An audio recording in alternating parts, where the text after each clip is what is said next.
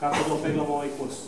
Vaša procena neka već oko 260 da je realno, kako doći do toga nema izvoza ako kurs nije povoljan? Naravno. Ovo sad uvozički lobi profitira, a izvoznici fiksiraju. Kurs možemo gledati u odnosu, najbolje da ga gledaš u odnosu na infostan.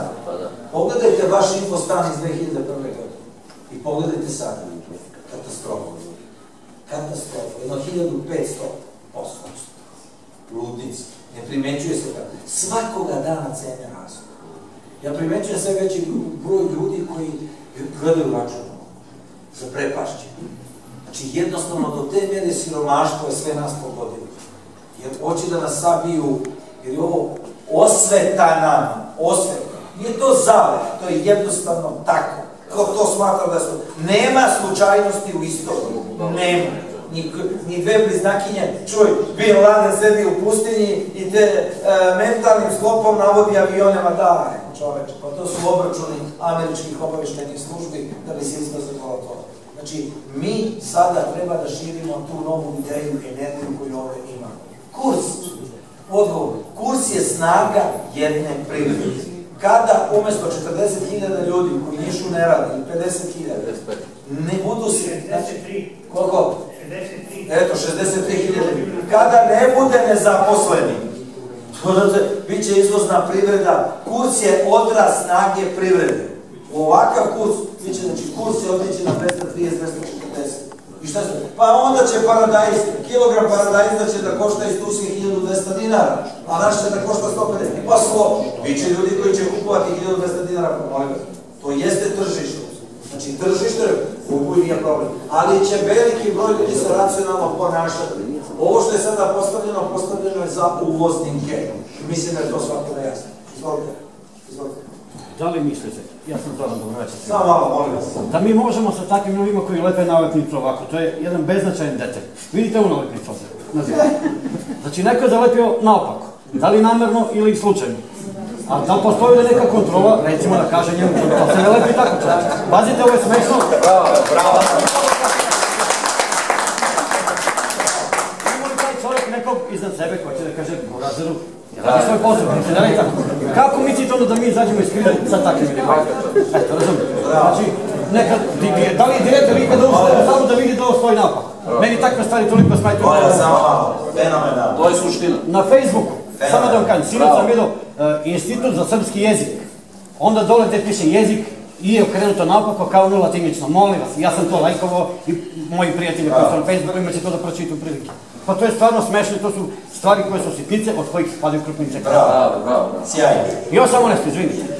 Evo zašto neće ovaj narod, kažete vi, da li može svi da se podignu. Kad je prvi put pre nekoliko godina skočila cena gasa u Vojvodini 50%. 50%, to na zapadu, to bi se revolucija digla u bilo kojoj zemlji. Mi ćutimo ovde, jer mi se ne grejemo na gas, šta nas briga. Ali zato će sutra da skoči gorivo koje mi koristimo, pa će oni da kažu, šta mene briga, ja vozim na gas. I oni nas uvek tako dele. Prvo povećaju cenu gorivu, mi što se vozimo na plin, šta nas briga, gorivo skače, ja vozim ovako. Sad kad su nama digli cenu, ovi drugi kažu, ja vozim dizela. I sve je tako, šuti mene ne diraju još. I tako nam ide. Eto, sad vi razmislite, ja sam namjerno napravio da se malo smijete, razumijete? Ali je stvarno tako. Sjajno, sjajno. Prijatno. Bravo.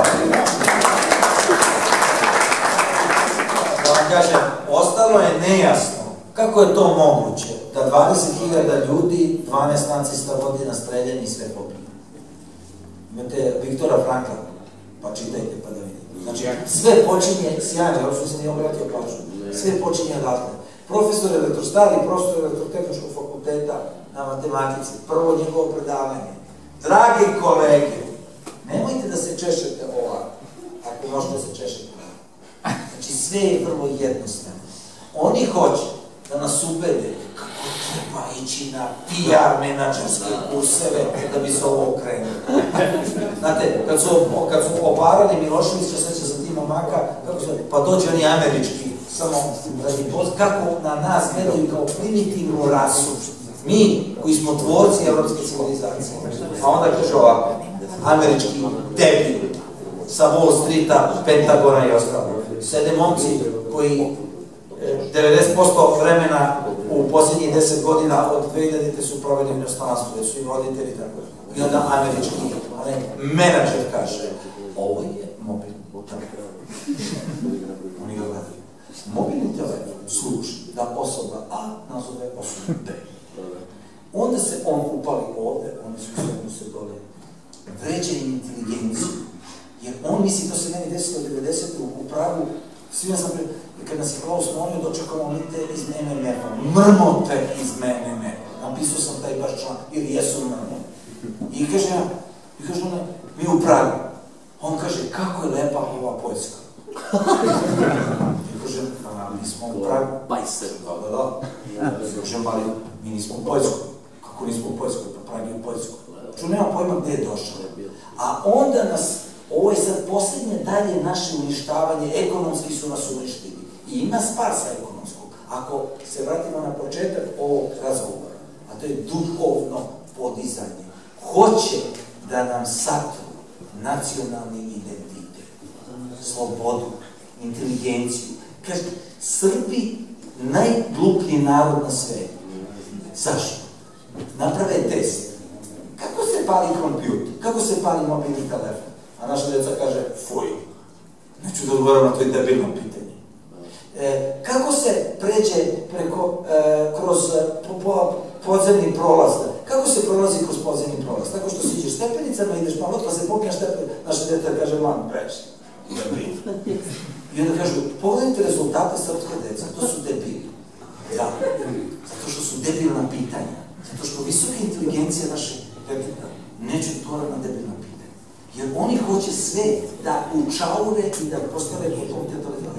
To je sada hoće da nas satru nacionalno, da nas satru identitet, da smo genocidni, da smo debili, da smo Oro i ekipa Oro, pa takvi kao Oro.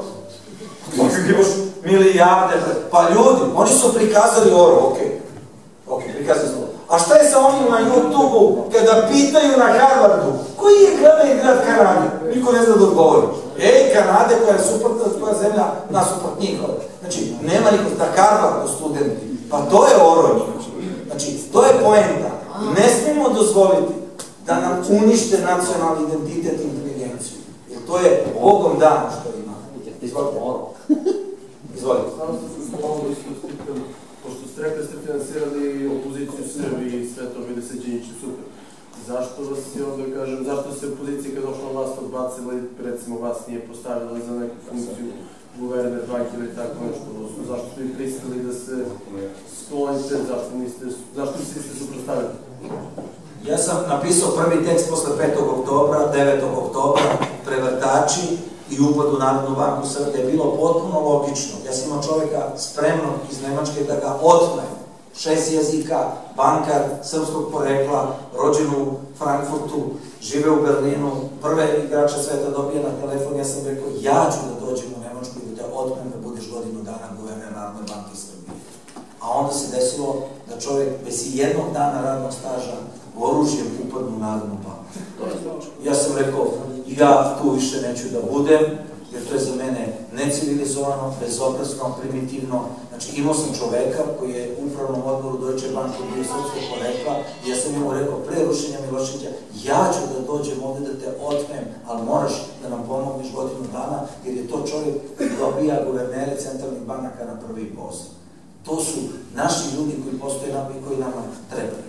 Kada sam video kako model ide, i kada vidio, povukao sam se odmah. A onda na pritisak rodbine, prijatelja i ostali da se pomogne Zorano ili pakno drugari bili, ja sam pristao tih 100 dana moravići ovuda u celoj regiji Niša i tako dalje, u 1 noć, u 2 noći da snimimo situaciju. Stavili smo 4,5 milijarde dolara na 100 projekata, gde možemo odmah i onda je došlo do tog ključnog razgovora između mene i Zorana i rekao, znaš šta, to je, kažem, dugačan put pokretanja proizvodnje, da bi Labus rekao, a što bi mi proizvodili kad možemo da uvozimo?